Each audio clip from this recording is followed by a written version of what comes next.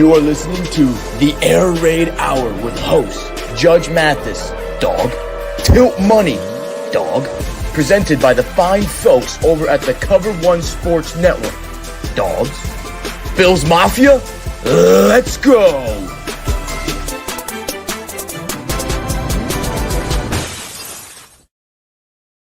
Welcome in, ladies and gentlemen, to the Air Raid Hour. My name is Steve Mathis. You can find me on Twitter at Judge Mathis, joined as always by my co-host Dave Tilton. You can find him on Twitter at Tilt Money.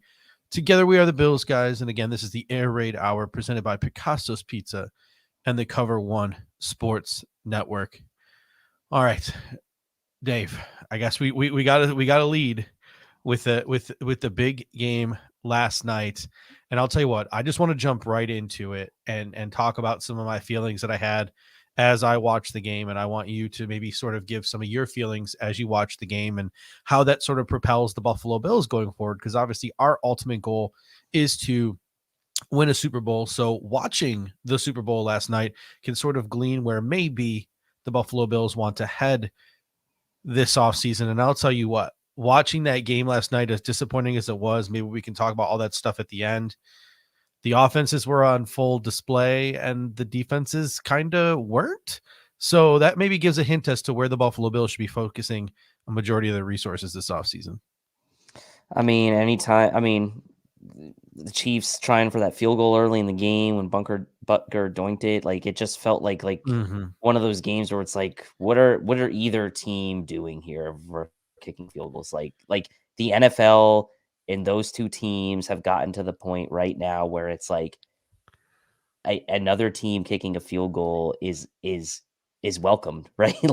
You're almost like welcoming, like you'd almost rather the team kick the field goal than take the chance of maybe like having to play that offense again on fourth down, because there's a better chance they're going to get the fourth down. And we saw Nick Sirianni go for it multiple times. Obviously, towards the end there, the Eagles were in a position where they had to kick one of those field goals. They went up by 6, and at that point, I was like, "That's it. Chiefs are going to win this game." I'm like, you needed to score a touchdown. And to their credit, they battled back, got the 2-pointer, and it was a great game, really, honestly. Like, stung for me and for a lot of Bills fans, I'm sure, watching that game last night. Not so much because of the Eagles, obviously, right? But feeling like the Bills should have and could have been there. Each year now, I think, as we have Josh Allen as our quarterback and we're not in that game, is going to feel that way. And each year that goes by without the Bills representing the AFC in that game is going to be, in a lot of fans' minds, another year with a wasted opportunity. And so each year is precious. And like you said, coming away with an impression of what we should be doing with this team going into this 2023 season. And of course, tonight's kind of leading that off with the free agents review, talking about the offense tonight. And this is a great point here from Roy Collins. He says, watching those two offensive lines protect their quarterbacks makes me question Bean's ability to fix ours. And I don't disagree with you. I mean, from trading away Wyatt Teller to drafting Cody Ford in the second round over a Dalton Reisner, who we're going to end up talking about tonight, from Brian Winters to Roger Saffold.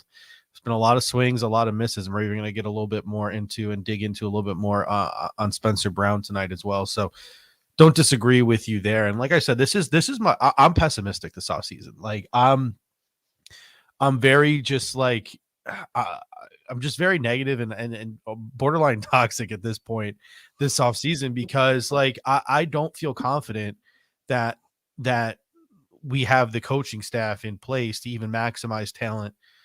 Watching those two coaches last night and watching the way they scheme, specifically offensively, it had me in my feelings last night. Like, for starters, I want to say that like I love Sean McDermott. I love the culture he's built here.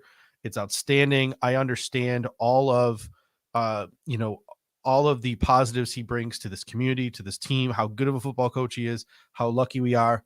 I get all of those things.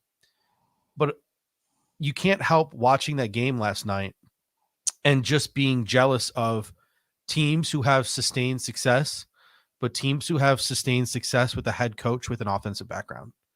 Oh, the Chiefs have sustained success, but they have it with Andy Reid. The Eagles look like they're working their way towards sustained success. They have Nick Sirianni. The 49ers, Kyle Shanahan. The Cincinnati Bengals, Zach Taylor.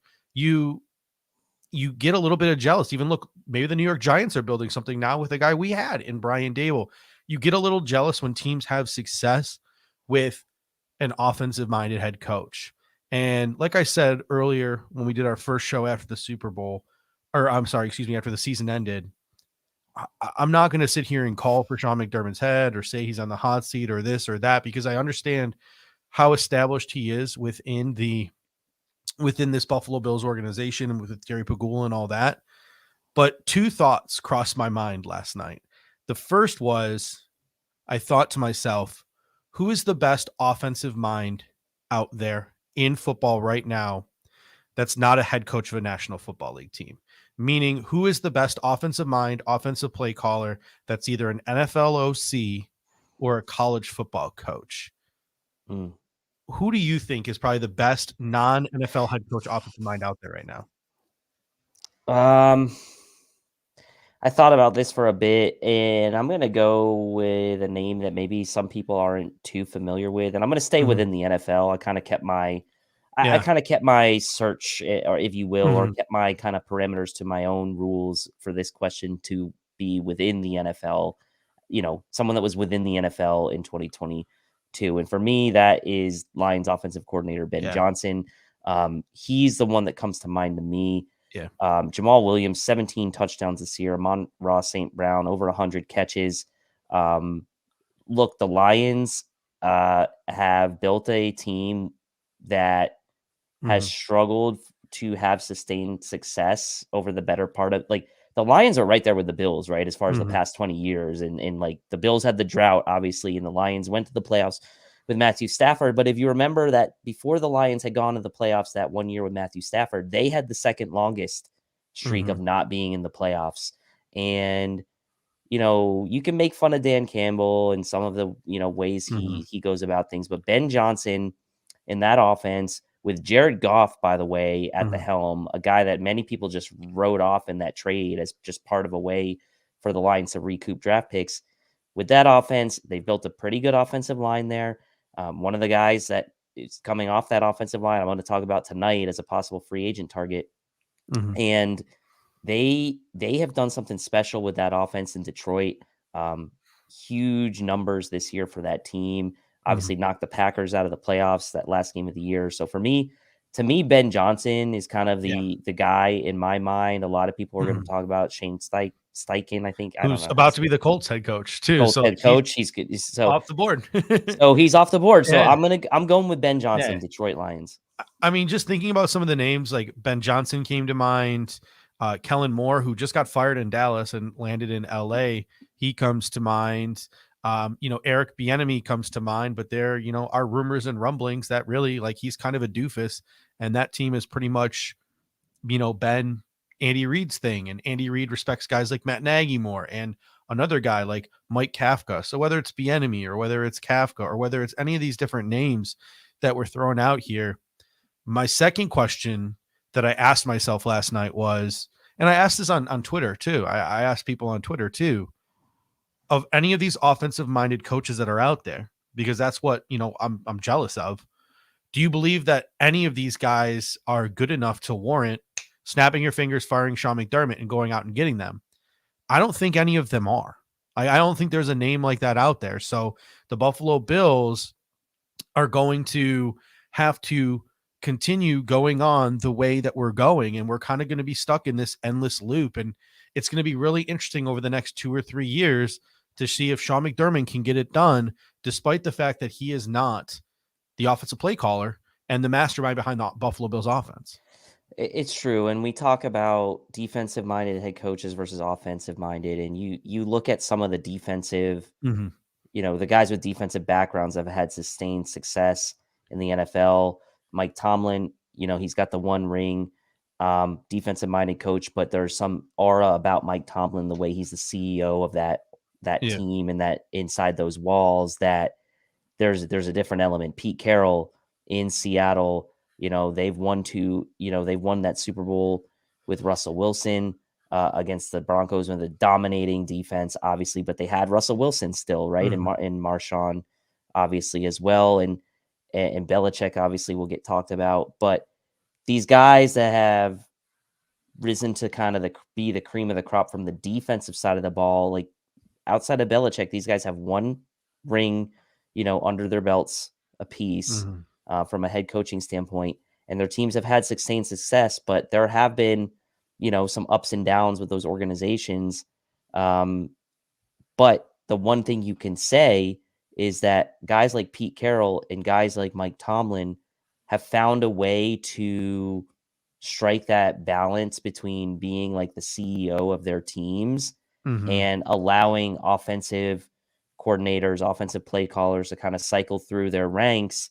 And they've all kind of cycled through various coordinators throughout the years. But, Sean McDermott needs to get that piece absolutely right, because it's a very fine line between being a defensive background head coach and kind of being that guy that can turn to your counterpart on the offensive side of the ball and have full trust, right? It's a very fine line.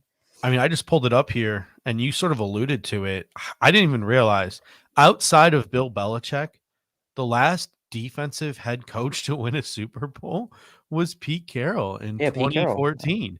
At first I thought it was Denver in 2016, but then I realized they fired John Fox and hired Gary Kubiak, their offensive coordinator, because they lacked the trust in a defensive guy to get it done. So outside of Belichick, man, the last defensive head coach to win the Super Bowl, 2014. And that sort of brings me to my next question here. And it's sort of a fact or fiction question. And I want you, to expound upon it, and people in the comment section expound upon it as well. And we'll put up some of your comments here. Fact or fiction? It's going to be the growth of Ken Dorsey, our offensive play caller. The growth of Ken Dorsey as a play caller is going to be more important than any free agent acquisition or any draft pick on offense. Fact or fiction? I'll say fact slightly. Obviously, there are a lot of question marks right now for the personnel when it comes to offensive line, secondary weaponry, whatever. But the Bills do still have a very talented group of offensive weaponry, whatever you want to say about Gabe Davis. Like, I'm not really kind of entertaining that conversation tonight. But Dawson Knox, Gabe Davis, Stephon Diggs, James Cook, it's a fact, right? Ken Dorsey's development, his usage of these very talented players at the skill position that the Bills do have, by the way, is going to be paramount in kind of getting this team to the next level. Now, we can have a conversation about that offensive line and the limitations he may have with trying to utilize some of these guys and evolve his play calling with a potentially subpar offensive line. But great coaches figure out ways to get around that. And obviously, you can't have turnstiles at every position on that offensive line for this to work. But to me, it's still a fact. Yeah, I mean, I'm with you. And most of the people coming in the comment section too have said fact as well. And Walter S. with a great comment here. 5 defensive coaches have won the Super Bowl in the last quarter century: Cowher, Tomlin, Belichick, Carroll, Dungy. Not just defensive head coaches, but Hall of Fame caliber. Exactly. That's what I'm saying. When I mentioned Tomlin and Carroll, those are guys that are in the Hall of Fame, right? And then there's an aura about them head coaching their teams that I'm not sure Sean McDermott has quite reached yet. He maybe has from a culture standpoint, but in game, I don't think he's quite reached that level yet. Yeah, I mean, I just watching both teams last night. The Philadelphia Eagles, I think, do a lot better job of accentuating Jalen Hurts, the runner, than the Buffalo Bills accentuate Josh Allen, the runner. I'm not saying the Buffalo Bills don't utilize Josh Allen or Josh Allen's legs aren't effective. Obviously, they are, but I think the Philadelphia Eagles maybe accentuated a little better. Patrick Mahomes didn't even throw for that many yards. It was death by 100. It was death by 1,000 paper cuts last night. He was taking the underneath stuff. He was driving the ball. That's what Patrick Mahomes was doing. And he sort of evolved his game this year with Tyreek Hill gone. It's not so much of the hold on to the ball and make plays off script. He's been doing a lot of timing. He's been doing a lot of rhythm stuff this year. And Andy Reid and that offensive coaching staff, which also has Eric Bieniemy and has Matt Nagy, a lot of window dressing. What was their game plan? It's been talked about all day on SportsCenter and various different sports networks. Their game plan to beat the Philadelphia Eagles was window dressing, motion. And both of those walk-in touchdowns were all because of the utilization and the use of motion. And just watching, like, the Buffalo Bills offense is so much like, Josh, step back. If your first read's not there, your second read's not there, your third read's not there, scramble out, make a playoff script. It's very much that. That's what the Buffalo Bills is. You don't see, in my opinion, a lot of stacking, a lot of sequencing of plays like you do from other offensive coordinators. So those are the things, the patience, the window dressing, the sequencing of plays. These are things that I think Ken Dorsey as an offensive coordinator is lacking right now. And these are things that we need to have, these tools we need to have in our toolbox. It just can't be 5-man protection, send everybody out on a passing route. Like the NFL just doesn't work that way. And my biggest concern too is Joe Brady is a very similar play caller and has been a very similar play caller. And he's sort of got Ken Dorsey's ear as the QB coach. Well, and that's going to be the question, right? Is like you just mentioned all this motion stuff, and this is an area where maybe having these guys like Andy Reid and Sirianni as the head coaches of these teams, emphasis on that type of strategy, maybe you're not getting that sort of emphasis from Sean McDermott just because it's not his background. And I'm not saying he doesn't know offensive football. That's not what I'm saying. But I am saying that maybe the emphasis, and there's only so much time in the day and there's only so much you can say to your players. Maybe that's not where the emphasis has been. And, maybe we were very lucky to have Brian Daboll here for when we did. And I think maybe in for those who didn't like Brian Daboll, hindsight's a bit 2020 now, kind of going into the 2022 season with Ken Dorsey. Obviously, first year as a play caller, so there is room for growth. But at the same time, if you're a fan, you have to ask yourself, there's a risk. It's a risk reward discussion, right? Do you get rid of a guy at the risk of it being worse, but at the chance that it could be better in a window where you have Josh Allen as your quarterback? That's the ultimate question. And the thing here is, like, this is all moot. None of our coaches are getting fired. Like, Ken Dorsey's not going anywhere. So Silas Whittle came in with a hashtag fire Ken Dorsey. And I don't know if his contract expired or Kansas City is going to let him walk. And if Kansas City is going to let him walk, it's not an option. But Eric Bieniemy has been exploring opportunities in places like Baltimore, opportunities in places like Washington, because he wants to call the plays and he wants to prove that he's not some, doofus and it's Andy Reid pulling all the strings. Eric Bieniemy appears like he could be done in Kansas City and go take one of those 2 offensive coordinator jobs.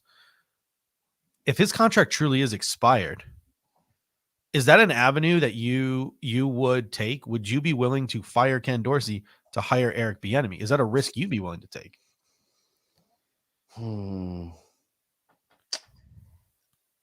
I might, but at the same time, something doesn't quite add up to me as to why, like, Eric Bieniemy hasn't, like, gotten the same type of, like, run in, like, year after year to be a head coach. Like, I think there's still a question of, like, how much is it him, helping the offense versus it Andy Reid, right? And I think Eric Bieniemy, to his credit, in exploring potentially a lateral move to, like, let's say Washington, it is part of getting out of Andy Reid's shadow and showing that he can have that impact.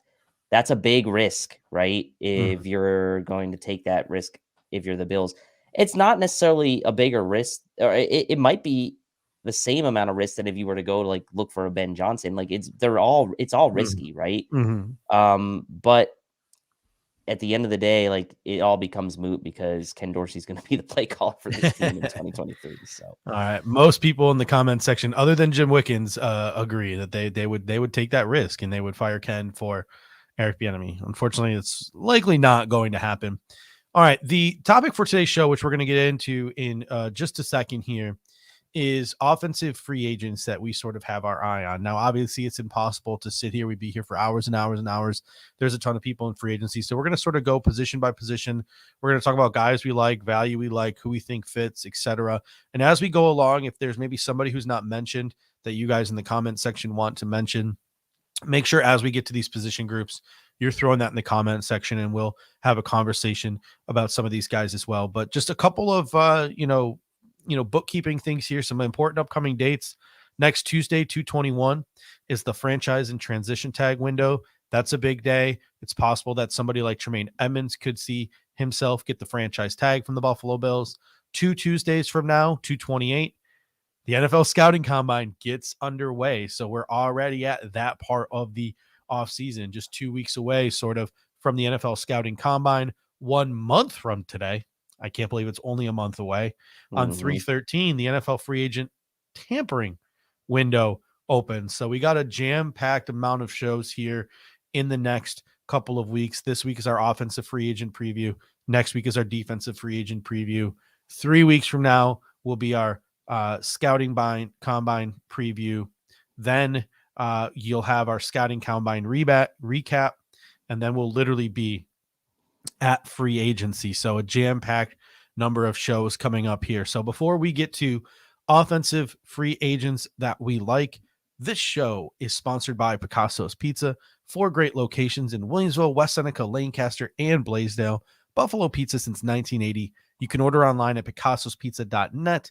And if you're an out-of-towner like us, you can even get it mailed to your home. And I can tell you from experience, it's just as good as getting it fresh from the restaurant. Again, that is picassospizza.net. I know I already have like an order in because my wife, like, we got a million pizza places around us. My wife's like, I don't know what it is about that Picasso's Pizza.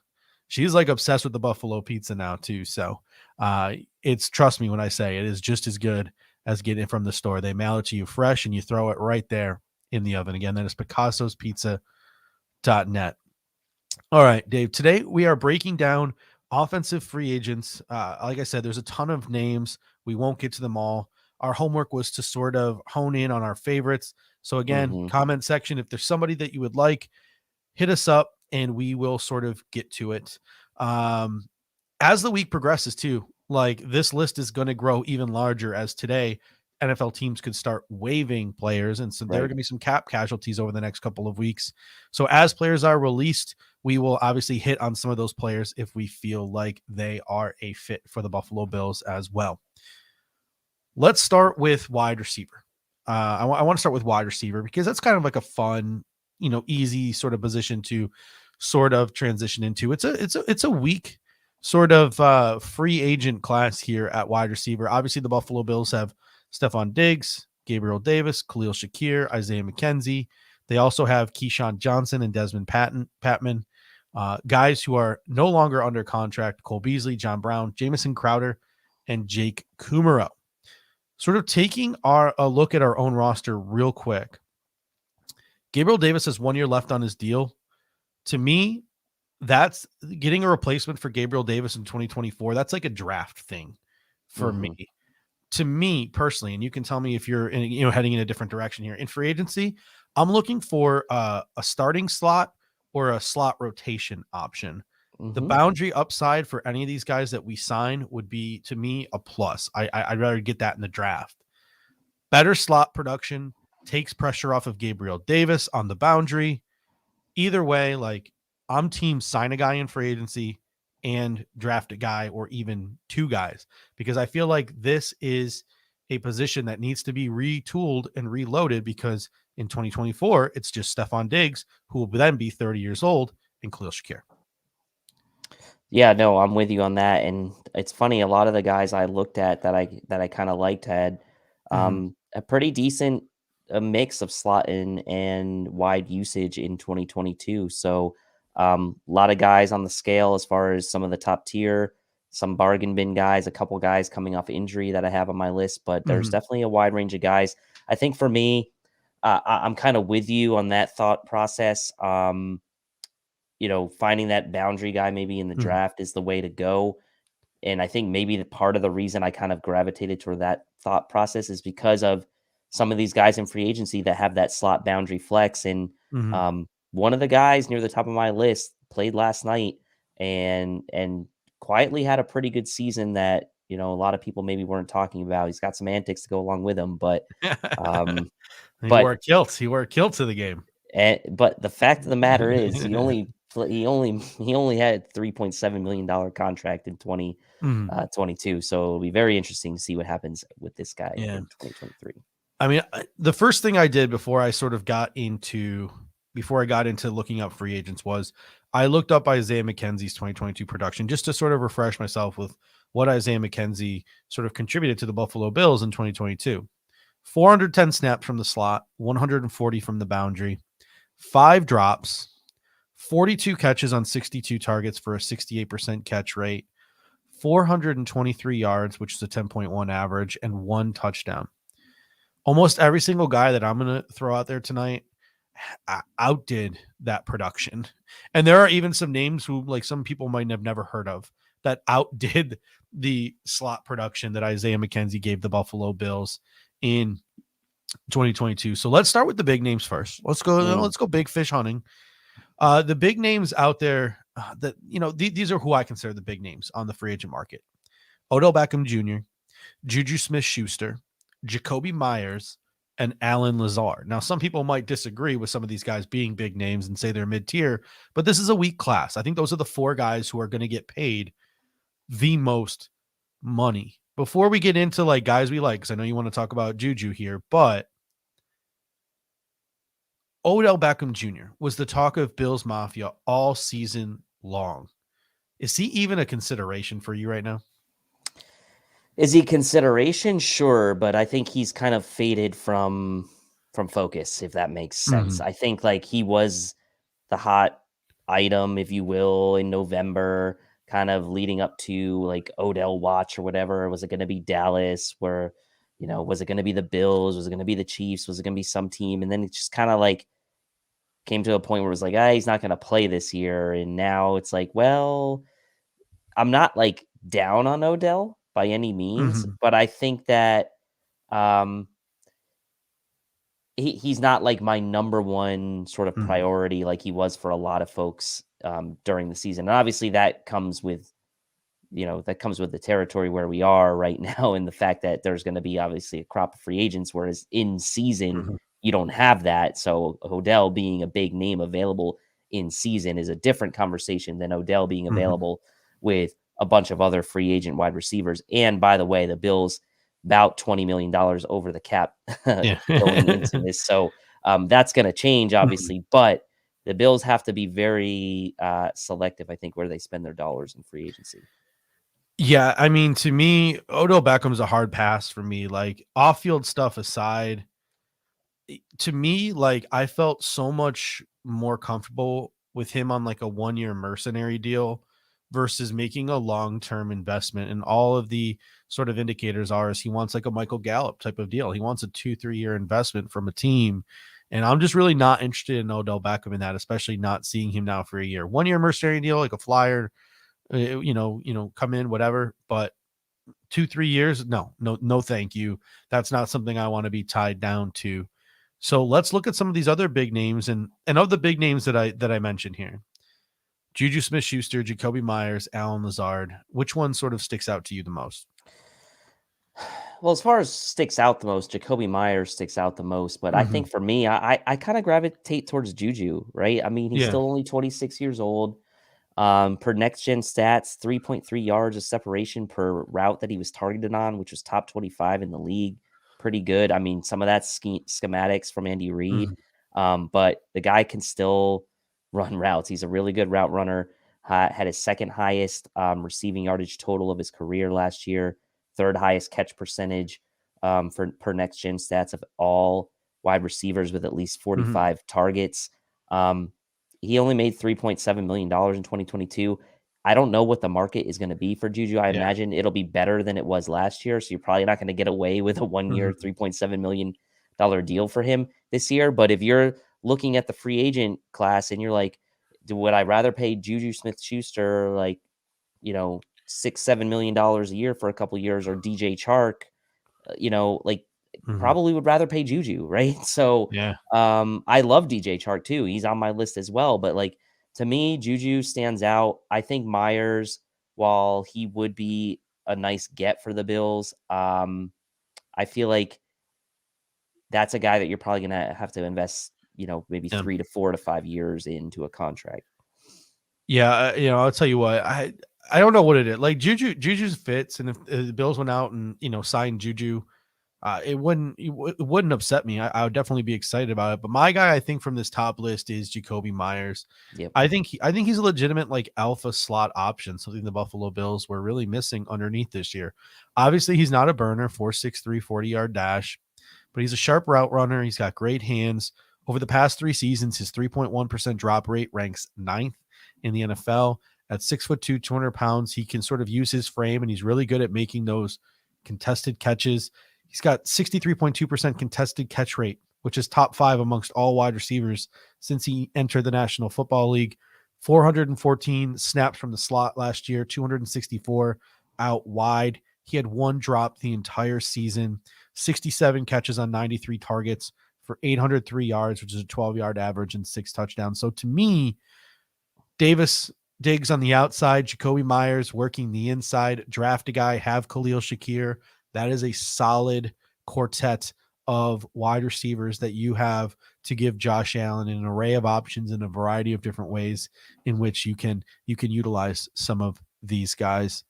A couple people here have mentioned Allen Lazard. We're going to get to DJ Chark in a second too. I think he's probably in this second tier. I think, but DJ or Allen Lazard. Yeah. And I have no interest in him whatsoever. Like, No. why? I don't get why we would just add another Gabriel Davis, like just this big body, clunky receiver. Like, I don't understand why we would go.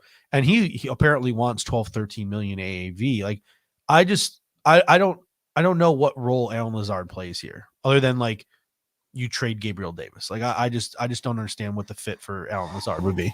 I mean, for full transparency, I didn't even really take the time to want to get into Allen Lazard because I just I don't really love his game. I think he's adequate, but like for a guy who's going to be seeking like maybe Christian Kirk money or like slightly below, like I'm just not really that interested. I mean, good for him. Like if he can get that and he might be able to get, maybe somewhere close to $10 million AAV in this market where there's not a ton of top end names available, but I really don't have any interest in Allen Lazard personally.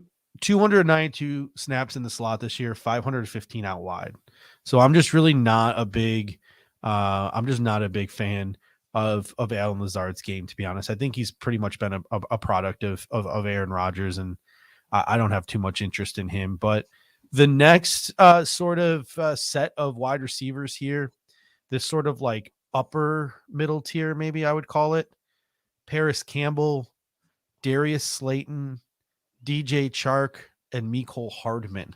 I think these guys are going to get decent money, probably push somewhere between, $6 and $10 million, depending. Like, I wouldn't be surprised if DJ Chark to me is this year's Marquez Valdez Scantling. I think he's going to get probably $10 million just to be a field stretcher. But of those 4 names, Paris Campbell, Darius Slayton, DJ Chark, Mecole Hardman, anyone, stick out to you amongst that group?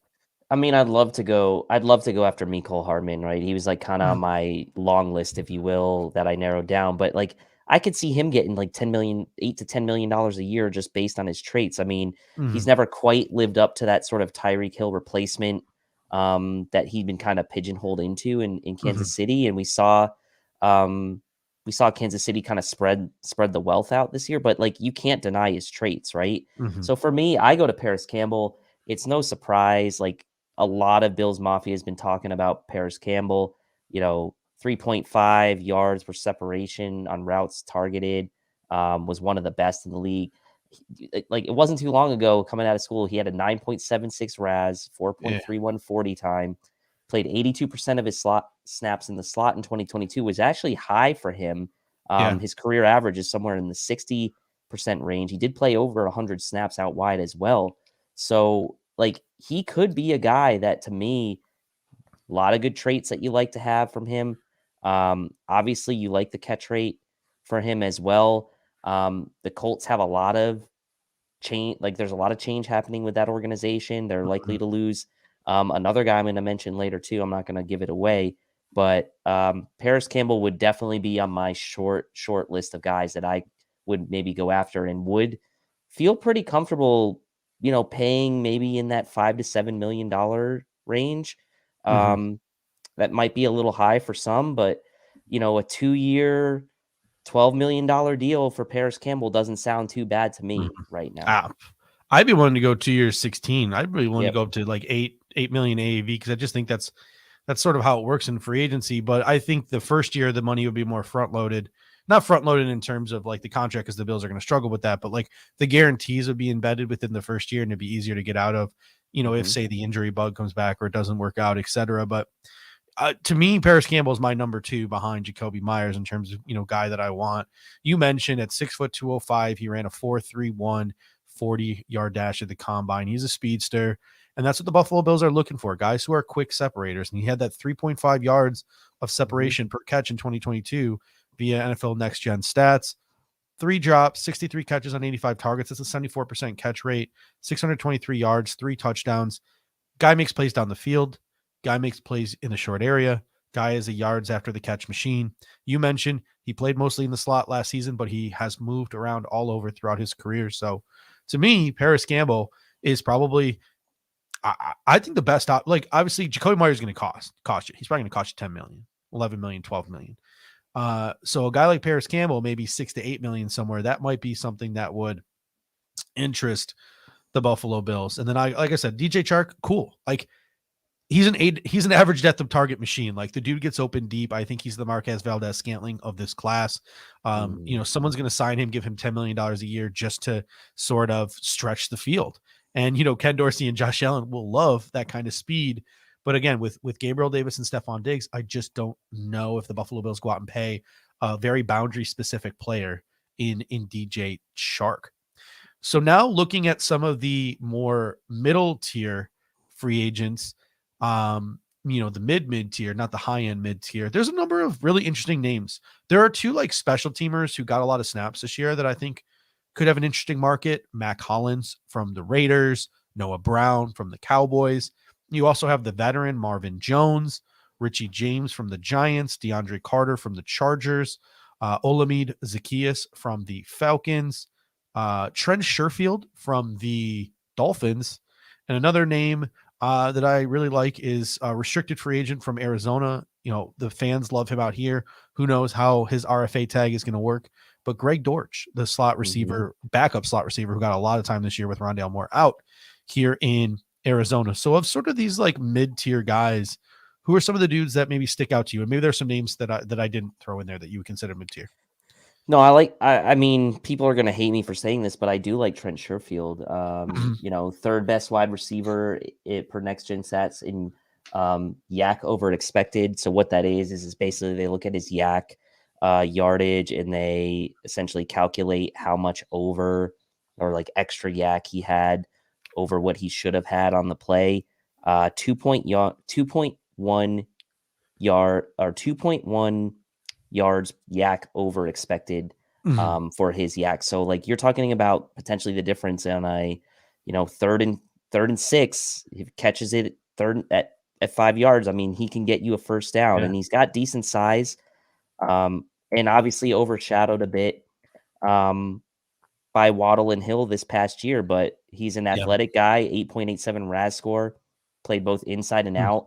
out. I'm sure he's looking for more meaningful playing time somewhere in Yeah. 2023. And to be honest, like his snap count was like almost like right down the middle between being in the slot and being outside. So he Yeah. gives you Yeah. flexibility as well, which is why I really like him. Trent Sherfield has been a favorite of mine since he was an Arizona Cardinal. He's spent time with the 49ers. Obviously, now he's here in Miami. The thing is like 6'1", 206, 4.45, 40.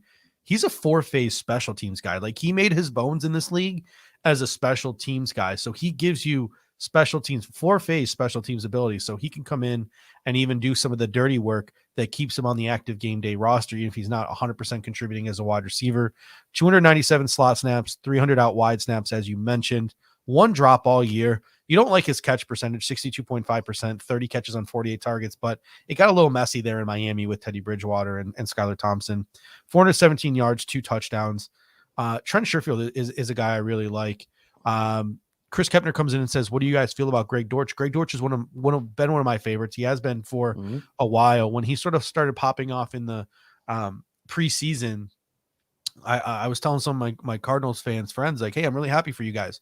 You guys found sort of like that, like gadgety type of 4th receiver. But as the season progressed and as guys like Rondale Moore and went out and Hollywood Brown went out and Nuke Hopkins was suspended, and Andy Isabella sort of just never developed the way they wanted him to. Like Greg Dortch became a legitimate target. fans were mad because when guys were coming back, they were benching Greg Dortch, and fans wanted Greg Dortch over guys like Rondale Moore. 4.2 yards of separation on catch in 2022. It was fourth in the NFL.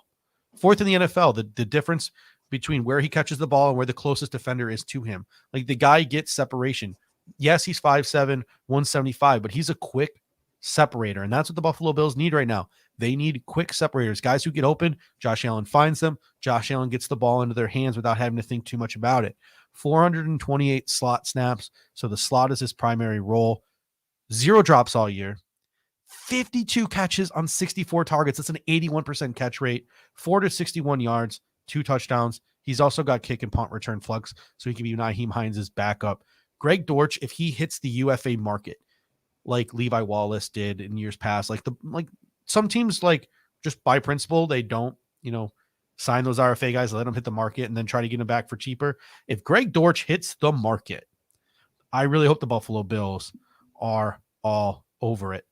Anyone sort of else in that list? I know Darius Slayton is a popular name. Again, it's a boundary guy. He's had his own drop issues in the past. Is there anyone else I mean, that sort of sticks out to you?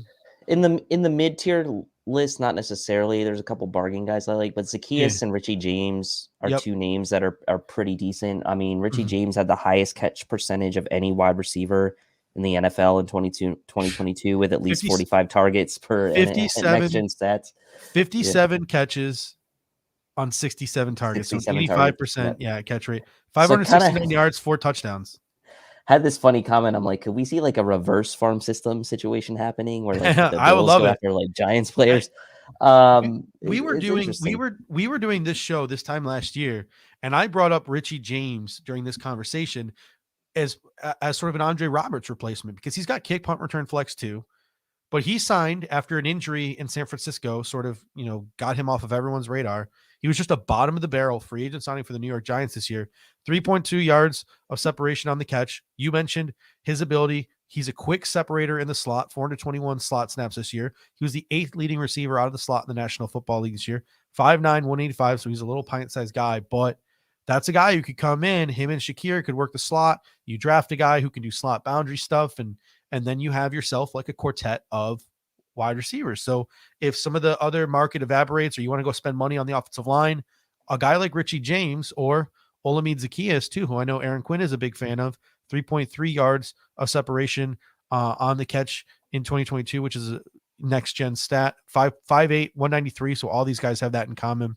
But again, common denominator, quick separator, 394 snaps from the slot, 338 from the boundary, 1 drop all year, 40 catches on 61 targets, 533 yards and 3 touchdowns. So Zacchaeus, Richie James, Greg Dortch, Trent Sherfield, like they're not the names that are going to wow people, but they could be significant contributors. And I think all 4 would be an upgrade over Isaiah McKenzie. Yeah. And I mean, these are kind of the guys that I would have equated to last offseason, maybe like a notch above a Jamison Crowder, right? Going back to the conversations we were having last season, not now. I think Jamison Crowder's down a peg, but like somewhat in that similar range where you're talking about like, oh, we signed a Jamison Crowder. These guys probably in that realm, if not slightly above that type of signing. Yeah. Looking now sort of the best of the rest, as Doug Whaley would say, the dust settlers, right? Demarcus Robinson, who ended up in Baltimore, Marquise Goodwin, who sort of like had a little bit of a resurgence in Seattle, Nelson Aguilar of the Patriots, who kind of got buried there, Scotty Miller from Tampa Bay, Byron Pringle, who finds himself as a free agent again this year, Jarvis Landry, Sterling Shepard, Zach Pascal, Keelan Cole, Brashard Perryman, Dante Pettis, Ashton Doolin, Brandon Powell, and then N'Keal Harry. Like anyone of that list maybe stick out to you even remotely? I like Ashton Doolin personally. Good special teamer, yeah. Good special teamer. Had an 8.93 RAS coming out, 4.43 40. He's only got 33 career catches in 40 years. Obviously, he's had a couple moments with the Colts, but I think a change of scenery could be good for him. He's a small school guy. I think North Texas is where he came from. had a pretty good grading for PFF from a drop drop percentage standpoint. Doesn't drop the ball much when he's targeted, and can play both outside and in. He's primarily an outside guy. He's about 60-40 playing wide versus the slot. So there is some versatility. He has some better size than some of these other guys at 6'1", 200. So again, Colts wide receiver room going through change. Paris Campbell could be gone. Ashton Doolin could be gone. As far as a best of the rest guy, there's a worse flyer to take than Ashton Doolin. Another guy that you didn't mention who's coming off a major injury but suffered the injury early in the 2022 season is Jalen Guyton from the LA Chargers. He's an RFA, so I do want to asterisk that toward his ACL early in 2022, but this guy is a freak athlete. 9.63 RAS. He's the North Texas guy, excuse me. 4.3, 940. Would the Bills be willing to take a chance on the guy? And like that, he's probably more of just purely a boundary type of guy. But coming off a major injury, his market as an RFA, they might not tender him. They probably won't tender him, and so he could hit the UFA market. Yeah, Claude Puig comes in and says Jarvis Landry for cheap. A lot of these I was going to ask you that. Could Jarvis Landry be like our Emmanuel Sanders, if you will, of 2023, or is he too past his prime at this point? They certainly separate in different ways. Like Jarvis Landry doesn't have sort of the speed of a Emmanuel Sanders, but I'm looking it up. But he never really did. He never 200, 202 snaps in the slot this season. I'm looking up sort of his receiving stats here. He had some solid maybe not some solid. So maybe some not so solid PFF grades. Yeah. Looking at his stats here. Why am I struggling to pull up the most simplest of things? There we go. I lost it again. There it is. My computer's bugging out. Just really nothing special this year for New Orleans. So again, Jarvis Landry, cool. Like if he's willing to come here and sign like 1 year, $2 million deal, like that's fine. All these names that we're talking about though, right? Because like I wouldn't mind taking a flyer on Demarcus Robinson, who started to pop a little bit in Baltimore. I wouldn't mind taking a flyer on Nelson Aguilar. I wouldn't mind bringing in a veteran like Keelan Cole. These are guys like 1 year, $2 million, no guarantees. You might just be able to bring Jamison Crowder back for that, because Jamison Crowder sort of came to Buffalo because this is sort of the last resort. Musical chairs that stopped. Jamison Crowder didn't have a home, came to Buffalo for 1 year, $4 million. Then he got hurt, barely played. We could probably just get Jamison. Like if all those other options fail, we could probably just get Jamison Crowder back for 1 year, $2 million, no guarantee that you even have a roster spot. You have to come compete for it in training camp. Yeah. I mean, he's on the list too. All right. Any final wide receivers before we move on to interior offensive line here? No, let's do it. All right. Moving on to the interior offensive line. Obviously, the Buffalo Bills have Mitch Morse and Ryan Bates coming back. They also have Alec Anderson and Greg Manx. So only 4 IOLs on the roster. Roger Saffold, Ike Bodker, Greg Van Roten, and Bobby Hart are all UFAs. Taking a look again at our own roster real quick. To me, I would prefer Bates go and kick back to left guard and we look for a right guard, but obviously it depends on who the Buffalo Bills go after. Morse is going to be our center unless he, up and retires, which some people want to speculate, but until I see it, I don't think it's going to happen. So to me, I think we need a new right guard, and then we need a bunch of depth that can potentially start down the road, whether it's because of injuries next season or into the future. So the Buffalo Bills, I would hope, allocate a lot of draft resources to the offensive line. But I'd be okay with 2 new guards and kicking Bates in to be a backup, like a really high price backup, because I still think Bates could be the future at center behind Mitch Morse. And I would really like Ike Bodker back because I think he's better than sort of your, street free agents. I don't think he's a starter, but I think he's a little bit better than the rest. But Van Roten, Hart, I would bring them both back to non-guaranteed deals. I would literally look them both in the face, be like, 1 year, $1 million, non-guaranteed, take it or leave it. If you leave it, that's fine. Because whether it's them or it's Michael Schofield or it's Dan Feeney or it's Max Garcia, all those dudes are literally the same. Like you don't want to spend any time on those interchangeable. We don't want to spend any time on those interchangeable throwaway vets tonight. Like we're skipping the bargain bins segment of interior offensive line. Like Yep. we're skipping it because our additions this year need to be both in both monetary with money and in draft capital need to be on dudes who are ready to roll or can be long-term starters for this football team. So we're not going to talk about the Greg Van Rotens of the world tonight.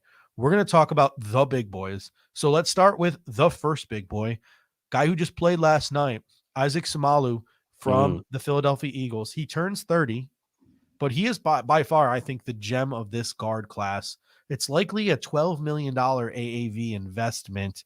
He's played left guard, he's played center, he's played right guard very well throughout his career. To me, if there is a splash the Buffalo Bills were going to make in free agency this year, this is the splash. It could be left to right, Dawkins, Bates, Morse, Samalu, and then whatever we do at right tackle. Like that to me could really solidify this Buffalo Bills offensive line. I like the fact that he's right guard, not left guard, even though he could play left guard if we need him. What are your thoughts on Samalu? Yeah, like Smalo. And when I was doing my review of these guys, I was keeping that in mind, the right guard, because of your dream of moving Bates. It's my dream. I know. I don't know why, but it's my dream. Like I know. I mean, he feels better to me there. PFF has them as their top free agent option at guard, 9th rated guard overall in the league in 2022 per PFF. Only allowed pressure on 1.8% of his pass blocking snaps throughout down the second stretch of the season and allowed 0 quarterback hits from the guard position. Look, I have my doubts that the Bills can secure the services of a Samalo, but I would at least like to know maybe early in the tampering period that they're in maybe on a guy like that to show me that they're serious about upgrading. Yes, exactly. The next guy I have on my list here is Nate Davis. He's going to be 27. He's a guy that we liked in the pre-draft process 4 years ago now. Man, time flies. All games started at right guard in his career. I'm personally scared of this fit or projection coming from that Tennessee Titans offense. 72 pass blocking grade this year. It was negative in all 3 years previous. To me, Nate Davis is a name, but he's a no-go for me. What about you? Yeah, obviously he played right guard last year, graded out above average as a pass blocker, not so great. Improved his pass blocking in 2022, kind of rounded out his game and is probably going to make him some money. But he has been a top 25 overall guard by PFF grading for 3 years in a row. And again, take it with a grain of salt. Obviously, their grading, you can read into it what you want, but one way or another, there's been some consistency there. His projected AAV kind of worries me a bit, around like that $7-8 million mark, what they gave Roger Saffold last year. To me, that's a risk, right? And I don't want to see the Bills sink another $7-8 million a year into a guy that ends up being a bust for them. Now, look, the fit, I question, coming from the Tennessee system. I mean, obviously they've been a pretty good running team with Derrick Henry, but how much of that is really attributed to Derrick Henry? How much of that is attributed to their offensive line? Because by and large, like I don't think Tennessee has that great of an offensive line. So I'm kind of out on Davis personally. The next guy I'm wondering that you'll mention would probably be the guy that I'd be in on. Yeah, I think the one right now that, especially in the Cover One group chat, has the most support, and I think Chris Kepner might agree with me here in the comment section, is Ben Powers of the Baltimore Ravens. 1,094 snaps this season. He played 100% of the snaps for the Baltimore Ravens, all at left guard, not right guard. So that's sort of the minus for a guy like me who wants to see Bates move over there to left guard. 26 going on 27 next season. He's 6'4". He's 338 pounds. So he's a little bit heavier than the Bills and Cromer's sort of archetype, but I would like some beef. 0 sacks allowed, 1 QB hit allowed this season, 86.5 PFF pass blocking grade. Surprisingly, only a 50.8 run blocking grade coming from a place like Baltimore. But I'll tell you what, like everyone in the comment section, anyone listening to this right now, I just want you to close your eyes and imagine the Buffalo Bills going out and signing Ben Powers to play left guard, drafting Osiris Torrance to play right guard, and just sandwiching Mitch Morse between that beef, the 340 pounds of Ben Powers on one side and the 340 pounds of Osiris Torrance on the other side. And then you have Ryan Bates as your backup left guard, right guard, and center. Like, That's making a move. That's making a splash, right? So like someone was in here, I think it was Roy Collins. It says like, I'll be fine to upgrade Bates also, but getting two starting guards might be tough. But if you go out and get Ben Powers and you draft Osiris Torrance, like you're adding some significant beef to that offensive line, and you're pushing a really good, or not a really good, you're pushing an average starter in Ryan Bates into being a really good depth piece as your interchangeable interior offensive lineman. So to me, Ben Powers would be great, especially if you get a guy like Osiris Torrance with him. Yeah, and I think that the question for us, for other fans, for whoever's assessing the roster of the Bills, right, is ideally you'd love to get a guard to come in that's great at pass blocking and run blocking. But in reality, like, what is more important to you going into 2023? A pass blocking right guard or a run blocking right guard? And I think most people would say a pass blocking right guard. So Ben Powers definitely fits the mold of that. And yes, the one thing obviously that you might have to deal with there is that he's probably going to come in to play left guard and fill that Saffold role. So, which is fine, right? So again, second best pass blocking grade for all guards in 2022. You mentioned the struggles with the run blocking, but like, let's be real, like that is a monumental upgrade over a guy like Roger Saffold. Looking at some of the other sort of big ticket free agents, Evan Brown of the Detroit Lions, only 13 games this year. He was a little dinged up, 768 snaps, 12 at right guard, 12 starts at right guard, 1 start at center. So he's got that guard center flex. It's his second year as a starter in Detroit. He's 26 going on to 27 next season, 6'3", 320. He allowed 2 sacks, 4 hits, 16 hurries. He had a 69.5 run blocking grade from PFF. And only a 45.5% pass blocking grade. But again, you got to take PFF grades with a grain of salt. And Detroit was able to pretty adequately toss the football around this year. And a guy like Ben Johnson had no problem with him. So, and he had a 72.4 pass blocking grade the season before. Yep. And he had a pretty solid plus rating in his limited snaps in his first 2 seasons as a rotational offensive lineman who came in for injuries. So he's got a history of providing some solid pass blocking too. Evan Brown is one of my favorites in this class. I yeah, he's probably outside of Ben Powers, he's my top choice. I had him highlighted on my list. I kind of teased it earlier in the chat on the comment section. Like we talked about DJ Chark, and I said like there's another Lions guy I would like to add on the offensive line, and that's Evan Brown. Obviously played most of those snaps at right guard. You mentioned the center flex that would allow the move of the Bates over to left guard. The Lions were a fantastic running team in 2022.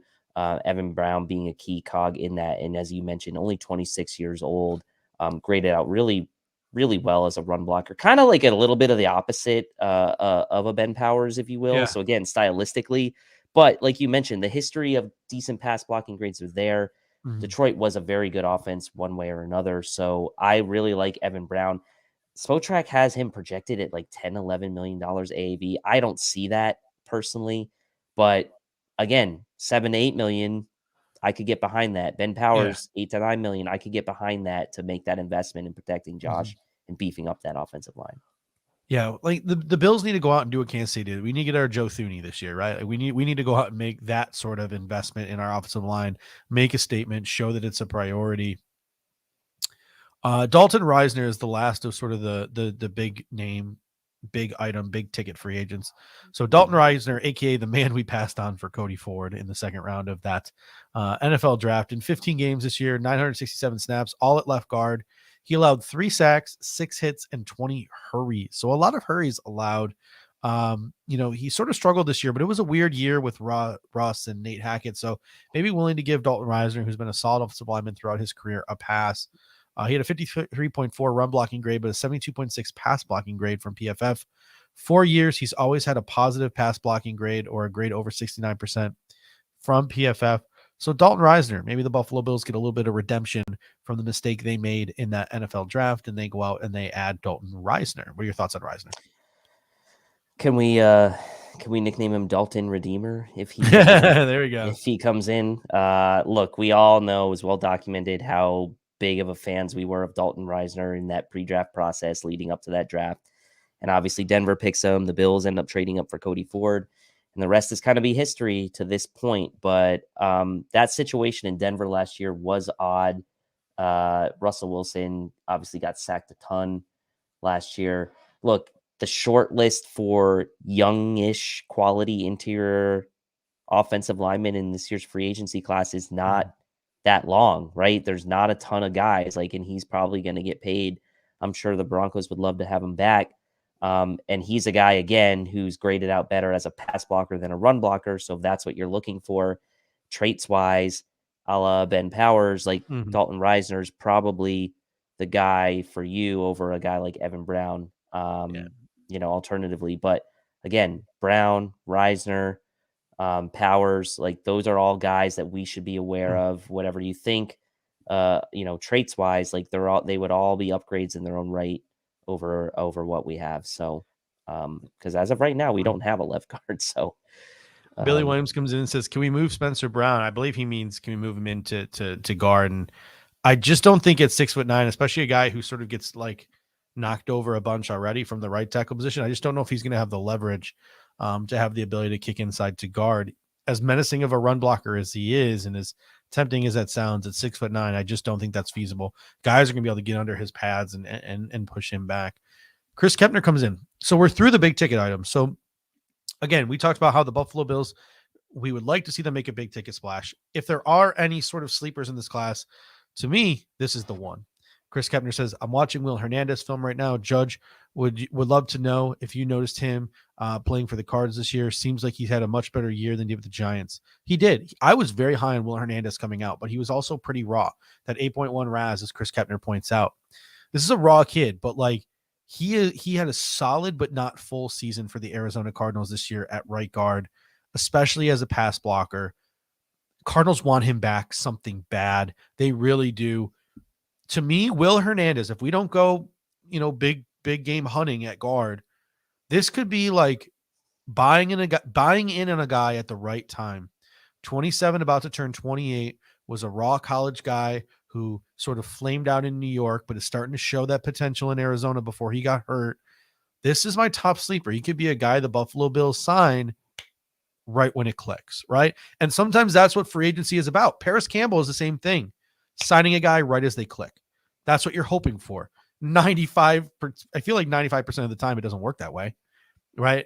It's fool's gold. But a guy like Paris Campbell and a guy like Will Hernandez, that could be the paying a guy, betting on their traits, and hoping it clicks when you sign them and you get them into your system. So Will Hernandez is my top sort of sleeper, but he's not really a sleeper because he's everyone's sleeper.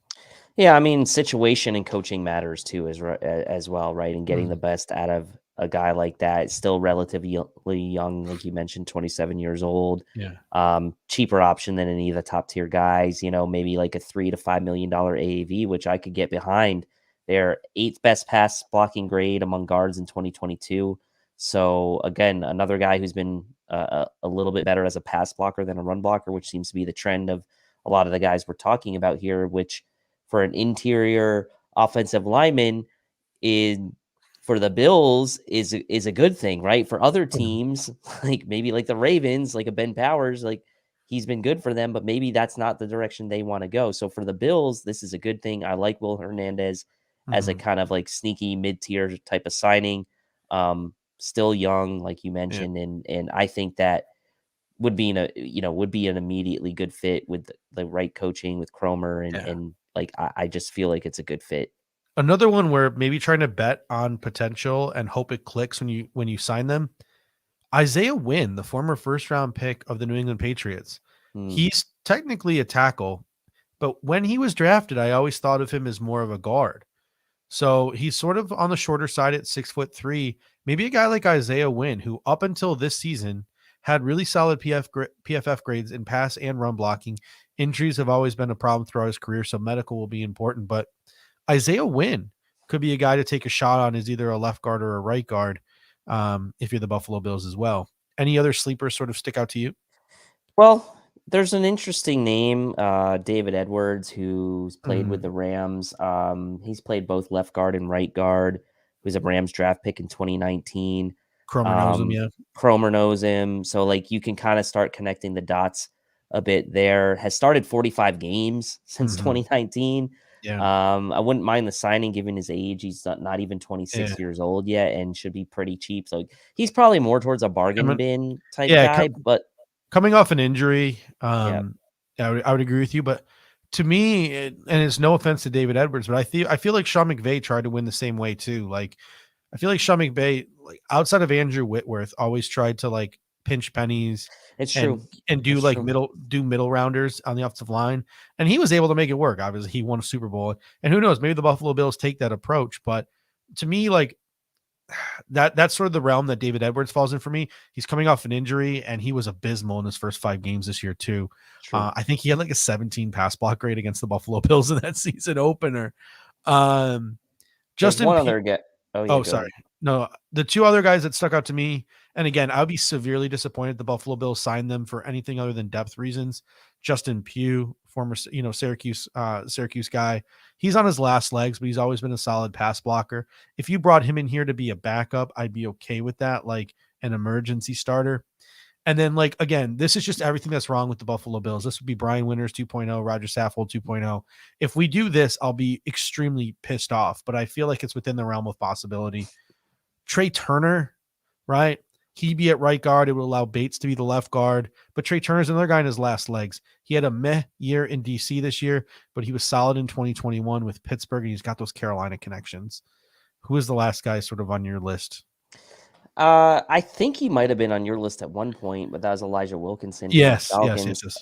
28 years old, played over 500 snaps at left guard for the Falcons in 2022. 34th overall rated guard per PFF for the entire season. Over a 70 pass blocking grade, over a 60 run blocking grade for mid to bottom. Yeah. Mid to average tier guy, that's pretty solid. I mean, the Falcons were a good running team, so but he can pass block as well. So Wilkinson's a guy that could be another kind of under the radar mid tier.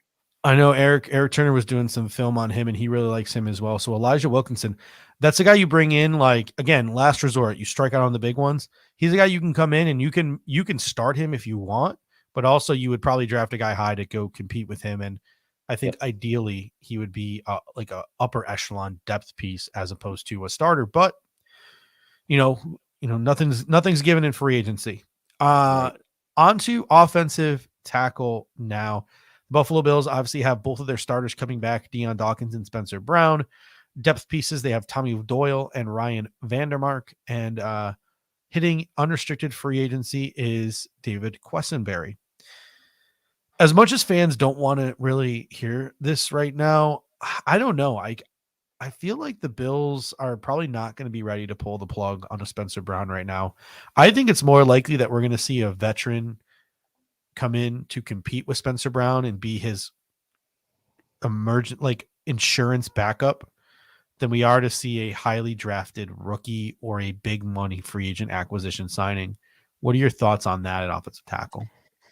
Yeah, I mean, like, the Bills aren't going to go out and sign, like an Orlando Brown. Like, that's just not going to happen, right? But the problem we have is a year later from thinking like Spencer Brown was maybe was TBD whether he was the answer at right tackle, right? Like we had some high hopes for him going into 2022, thought there was a promising finish to 2021, had that mean streak where like, okay, like right tackle, like there's a chance we could be set at right tackle and we don't have to worry about it. But fast forward now to this offseason and it's just more questions than answers at that position. So unfortunately for the Bills, there's questions all over this offensive line outside of like really center and left tackle. Say what you want about Rick Bates, like best fit at right guard, left guard, whatever. He's still going to be here, but there's a lot of questions on this offensive line. So I'm with you.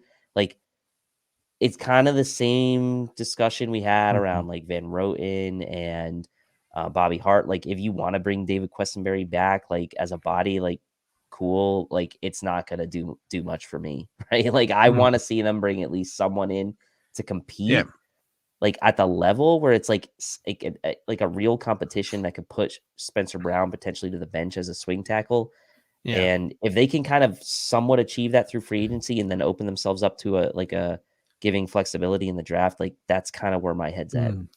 Yeah, and I'm a guy who hasn't really shown much grace to anyone this year, this offseason so far, because like I said, this is my offseason that I'm out for blood. But this is probably the most grace I'm going to give anyone. Obviously, Spencer Brown 10.0 Raz, like just an absolute freak of an athlete. Missed his senior year at Northern Iowa because of COVID. They didn't play football that year. He's had back issues, which is obviously highly concerning, and missed a lot of last offseason as well. So there's a lot of things that have hindered the development of a guy who was very, very raw, that no one expected to start in his first year and was thrust into the starting lineup rather early because Darrell Williams just kind of fell off a cliff. So I'm willing to give Spencer Brown another shot, but like as you said, like there needs to be some insurance there, and let's talk about that insurance. Obviously, Orlando Brown Jr. is not coming to the Buffalo Bills. Mike McGlinchey is probably not coming to the Buffalo Bills. If the Bills were going to big game hunt Jawan Taylor from the Jacksonville Jaguars, would probably be that guy. He was a guy we talked about a ton in the pre-draft process a couple of years ago. Yep. I'm not very high on Caleb McGarry. I'm not very high on Andrew Wiley. I feel like Andrew Wiley is probably not a great offensive lineman. He's just masked by being surrounded by four really good ones there in Kansas City. So the three guys that sort of, and there are multiple guys that stick out here to me, but I shouldn't say three. I'm just gonna list them all here. Cameron Fleming, Jermaine Alamanur, who I know you're a big fan of, and you're going to talk about. Josh Nyman from the Green Bay Packers, Calvin Anderson from the Denver Broncos, Billy Turner from the Denver Broncos, Kelvin Beachum from the Arizona Cardinals, and Riley Reif of the Minnesota Vikings. Which one of those guys really tickle your fancy? The short list for me is really like Fleming and Illuminor, because I just feel like, I'll add Beachum to the list too, right? Because I do think Beachum gives you an option to bridge a gap between whether it's Spencer Brown or a draft pick. I mean, the guy just keeps performing as a pass blocker, played over 1,000 snaps at right tackle last year. So, and really, really played his way into like a nice, probably little 1 or 2 year deal to kind of feel it out. Now, Fleming and Illuminor are the younger. Well, Fleming's 30, so he's not super young, but Illuminor to me is the guy that I would go after, 28 years old. We talked about him last year as well. The question you have around him is just the fit overall, because he's a bigger guy, but I'll still bang the drum for him. He only made $1.2 million in 2022, and he's probably going to make a little bit more than that in 2023, but graded out as a 21st best tackle, 76th grade in both pass blocking and run blocking last year from PFF. So again, take it with a grain of salt, but he's only 28, and he only, I had the stat on my Twitter page earlier. I think it was, he only allowed 2 or 3 pressures on 940 snaps, or it might have been 2 or 3 sacks on 940 snaps last year with the Raiders. So he would be the guy for me. Fleming would be kind of like a 1B. It's a good swing tackle option, played meaningful snaps at left tackle and right tackle. He's had an up and down career, but his AAV should be pretty low. And that's a guy that could come in and maybe push for a starting job. If they wanted to make like a 1-year investment into him, like I'd kind of be okay with it. Yeah, and the thing too, like no offense to Illuminor, who's your guy there at right tackle, Josh Nyman from Green Bay, Cameron Fleming from obviously Dallas, and Kelvin Beachum from Arizona. They all have left tackle, right tackle flex. Like they've all played games at left tackle in the National Football League. So if Spencer Brown does his job and develops and beats them out, all three of these guys have experience playing left tackle. And if something were to happen to Dion, you could kick them over to left and you'd have Spencer Brown at right. So I'm big on Fleming. I'm big on Nyman. I'm big on Kelvin Beachum. The other one I'm really big on is Billy Turner. He's a guy I liked a couple of years ago. He's had a little bit of a rough go there in Denver. He's got that right guard, right tackle flex. He had a couple of good years there in Green Bay. I wouldn't mind Billy Turner. I wouldn't mind Riley Reif. Somebody mentioned Andre Dillard. That's a guy who was like a first round pick, right? Was very like raw, didn't develop the way that the Eagles wanted them to. So it's going to be very interesting to see what the market is for Andre Dillard. And with a guy with so much question marks surrounding him, he kicked inside to guard this year and was playing guard for the Eagles. He wasn't even playing tackle. So the Eagles, who had a really good offensive line, don't see him as a tackle. I don't know if he's the guy the Buffalo Bills are going to be wanting to make an investment in a guy like Andre Dillard. And The Bills love guys that they don't know what position they're supposed to play. Claude Puy mentioned Juwan James. The medicals would really have to check out. I mean, the guy barely played this season for Baltimore. He hasn't had a legitimate season since 2018 in I mean, I Miami, remember Denver gave him that big 2016 in contract, right? A couple Miami. years ago. Yeah, like that's kind of scary. So unless the medicals clear out for a guy like Juwan James, or he's willing to come here for like practically no guarantees and just compete, like I'd be pretty far out on a guy like Juwan James. Again, I don't want to get too much into the David Quessenberry-esque players of the world, but Dean Brunskill, Jaron Christian Sr., and Trey Pipkins are three guys who have played some quality football, not quality football, but played some replacement level football in the National Football League, are still relatively young. So if we lose out on a guy like Quessenberry and we're looking to replace him, Brunskill, Jaron Christian Sr., and Trey Pipkins are guys that sort of stick out to me. George Fant and Cam Irving are out there too, but like just they're the kind of guys who make you want to puke all over yourself. Yeah, throw a little Raven Clark into that group as well. My notes on him wasn't totally awful in 2022. Would be a cheaper body that would be younger than Quessenberry. That was like literally the positive. Yeah. He's been a decent pass blocker historically, so I don't want to shit on him too much, but like that's a guy that's like bargain bin that could be a camp body. All right, on to running back now. James Cook and Nyheim Hines are back. Obviously, Nyheim Hines is probably going to need to get that contract restructured. Devin Singletary and Duke Johnson are free agents. It is an absolutely loaded class at running back, both in free agency and the draft. We've had this conversation before. We could probably get Devin Singletary back for like $3 to $4 million AAV. Like, but do we want to? Like, and both me and you have pretty much agreed no. So let's take a look at sort of like what's available. And if you're the Buffalo Bills and you're interested in a free agent running back, we were having this conversation with Aaron Quinn in the Cover One group chat today. You're just playing musical chairs. You're waiting until the music stops and seeing who doesn't have a home. Yep. But the only problem is Devin Singletary might be that guy. I mean, the thing that could be working in our favor, though, is there are a lot of guys. So like Josh Jacobs, Bills aren't going to be on Josh Jacobs unless something drastically changes. Saquon Barkley, Bills aren't going to be on him. Tony Pollard, Bills are not going to be on him. Miles Sanders, doubt it. Jamal Williams. Tony Pollard's nice, though, isn't he? Oh, he's so nice. Jamal Williams, doubt it. David Montgomery, doubt it. Then we get to some names that could be interesting. Deontay Foreman, power back, ran for almost 900 yards, filled in admirably once they traded Chris McCaffrey. A guy that I love, Jeff Wilson, Latavius Murray, who's my dude, and I'm going to talk about him a little bit. Damian Harris from New England, Samaje P. Ryan from Cincinnati, Raheem Mostert from Miami, Kareem Hunt from Cleveland, Rashad Penny from Seattle, and Alex Madison from Minnesota. I just named 9 dudes. All of them could come in and be a 1B to James Cook, and the musical chairs could stop, and one of these 9 dudes could not have a home. So what are your thoughts on maybe some of these guys who might be more in the Bills price range? I like a lot of those guys, especially like Murray and Madison. Obviously the one on the one hand, you have Murray, who's 33 years old. He's been a consummate professional every stop along the way he's been in. He obviously kind of has lengthened his career after sort of those early successes he had with the Raiders, but he's performed in New Orleans. He performed in Denver last year when called upon.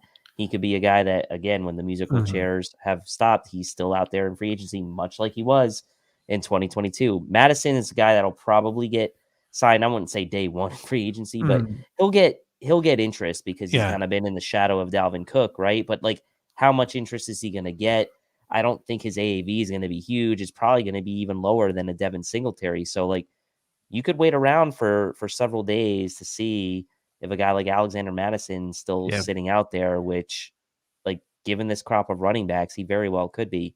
The thing with running backs that I've realized over the past cycles of free agency is like teams are very specific with like the traits that they want, and like as we should be, right? With a guy like, we're not going to go out probably and sign a guy that's similar in nature to James Cook. Like, we're just probably not going to do We're that, right? we're probably not even going to go after I can't even picture the Buffalo Bills going after a bruiser like Deontay Foreman.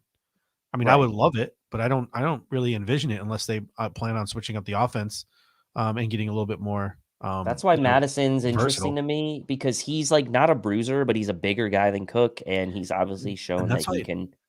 Jeff He Wilson sticks yeah, out to me Jeff too. Wilson's nice. Like, but Jeff Wilson might get paid. Like, Yeah, so the guy that to me Damian Harris. he's gonna get I interest love probably. Damian Harris. Yeah, he's probably not going to be the one who's sitting there when the music stops. But yeah, I think a guy like last cycle, he's in your hometown team, Mhm. Daryl Williams, who was pretty solid for the Chiefs for a couple seasons, only played Yeah. 100 snaps for the Cardinals. Like, you know him better than I do, but like, I always thought he was a pretty solid player, and like, he's definitely going to be a guy that's around when the musical chair stops, and wouldn't mind bringing him. Mhm. And he's not a good pass blocker, but Rashad Penny with all those injuries might be a guy who would be around too. yeah, That could be interesting because that guy, he won some people some fantasy leagues just 2 seasons ago with the yeah. way he popped off. We know Uh, Bruce Exclusive's big. What was big on yeah, Rashad Penny. I yeah, don't know if he still is, but like clearly Seattle's not bringing yeah. him back. So Some other names, just real bargain bin names, would be Kenyon Drake, Jarek McKinnon, Boston Scott, who just played last night. Jarek McKinnon played last night too, and Justin Jackson. But yeah, to me, I think that sign one, draft one, and Jim Wickens comes in and says, abandon veteran running backs, don't go running backs on their second contract.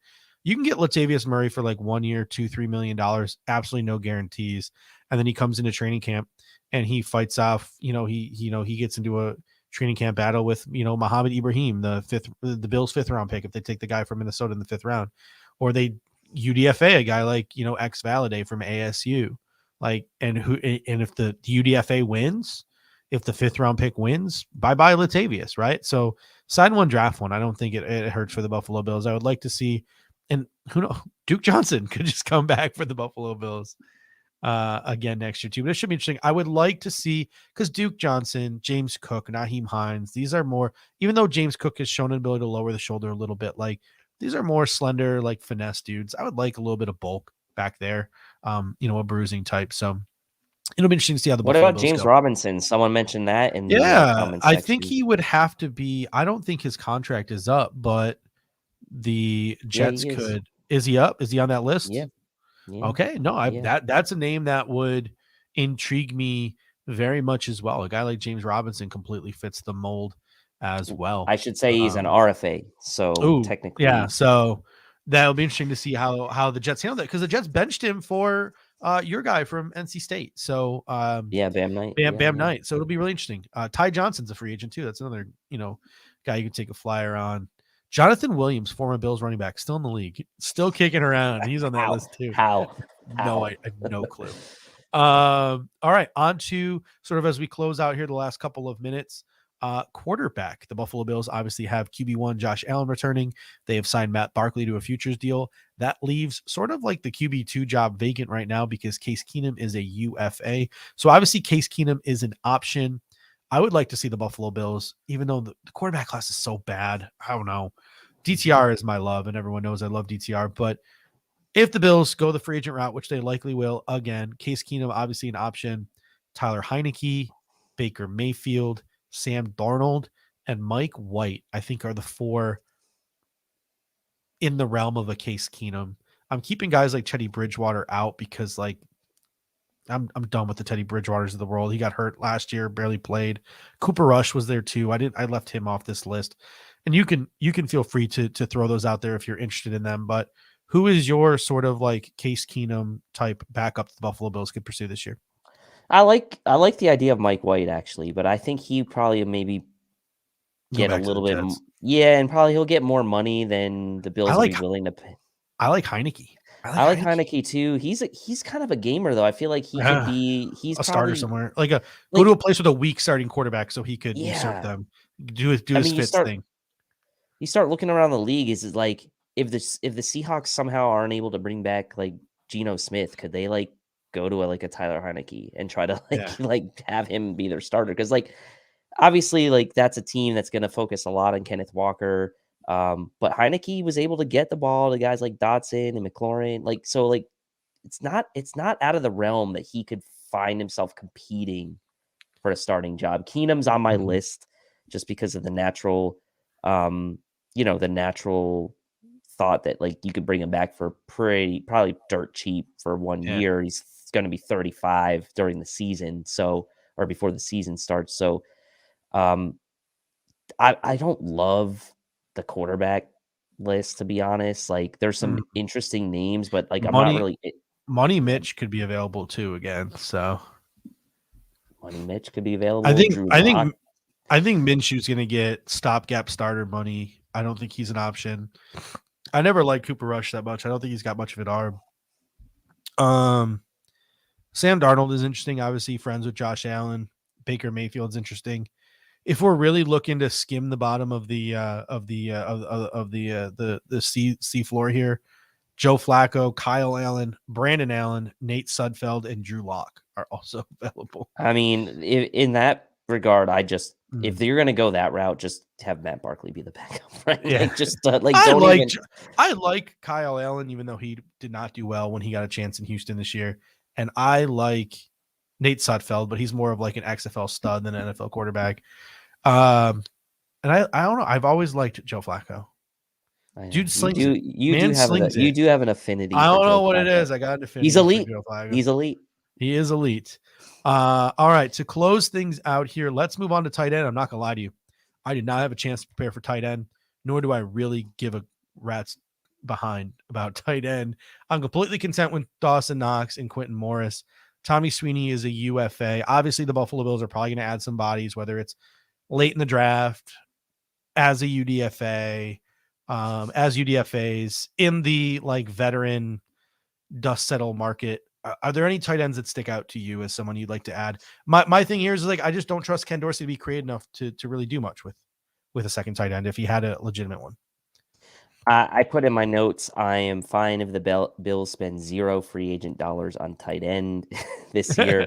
I put next to Tommy Sweeney just a funny note that you would go crazy if they re-signed him. But obviously I wouldn't go crazy if they re-signed him just because like I don't mind him at training camp and I don't mind him on the practice squad. But he has no business on the 53. I said brought back on a basically nothing deal with no guarantees, ended up as a practice squad player.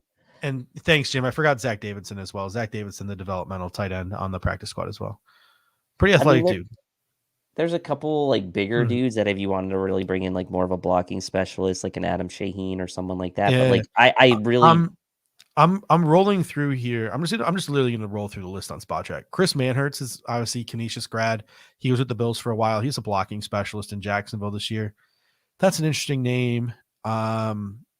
Blake Bell in Kansas City is sort of like a guy you could just pick up off the street for very little money, who's been around. Max Williams from Arizona is another guy. He was on my short list. Ross Dwelley was on my list. Ross Dwelley we were big on Ross Dwelley last year too, and he ended up re-signing in San Francisco. So that's another one. I really like Foster Moreau, but he's going to get a lot of money from someone because he's legit. Like, he will get. I mean, that's it. So I'm done. That was my.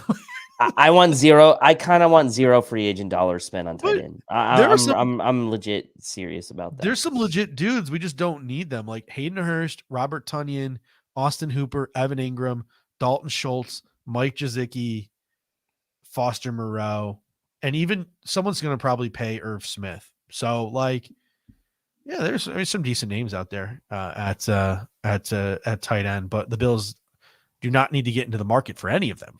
No, they can play musical chairs on tight end and wait as long as they really want. I like Max Williams. Dwelley, and Shaheen would be guys I'd be interested in bringing in. There you go. I think Claude just did a real good job of. Yeah, I mean Dwelley actually has not graded out great as a run blocking tight end, but he is athletic. He's like more of like a hybrid type tight end. I don't know if you know this now, but we got a guy here named Aaron Cromer. He can turn anyone into an elite blocker. So true.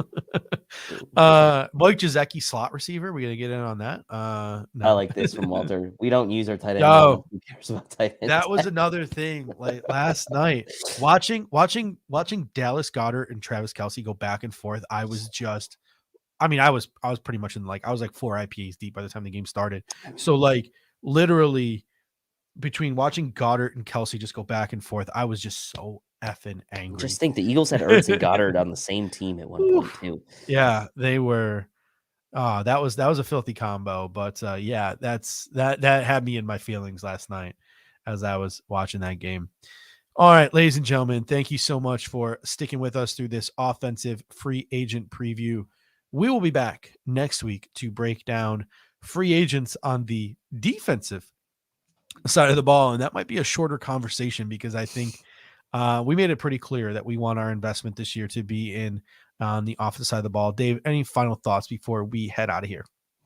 No, I mean, this is watching the game last night. It's obviously all fresh in our minds. It's like the Bills have work to do this offseason, right? They're not just going to be coasting into training camp and into the regular season as like Super Bowl favorites like they were in 2022. Like there's a different kind of pressure right now on the Bills than there was pressure on them, obviously, to win last year, but there's a different kind of pressure now on them, I think, to kind of maybe keep pace with some of these other teams now. They're not the guys necessarily with the targets on their back, and maybe that's a good thing for them right now. So we'll see. We'll go for the defense next week, and maybe we'll have some news on the futures of some of these guys in a week's time. So we'll see.